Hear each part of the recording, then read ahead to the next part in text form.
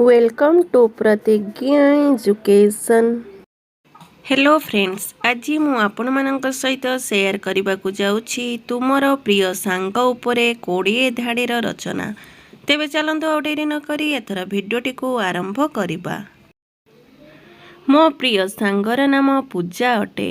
ताहार बयस 12 वर्ष अटे। से मोर सहपाठी अटे। से आम घर पाखरे ता परिवार सह रहे।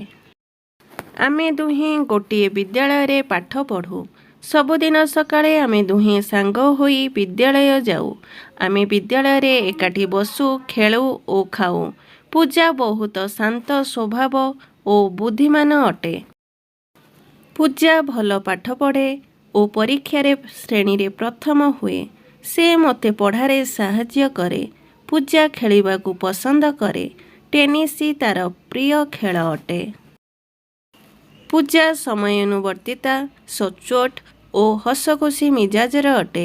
से केबे काहाकू मिछ कुहे नाही। से गरीब मानंकू साहाय्य करे। आम विद्यालय रे समस्त शिक्षक ताको बहुत भल पाआंती। अनेक समय रे आमे परस्पर घर को जाऊ, एकाठी समय बिताऊ। पूजार लक्ष्य बड़ हेले डाक्तर हेबो। मु भगवान को धन्यवाद देबी जे से पूजा परी मते एक सांग देइछंती।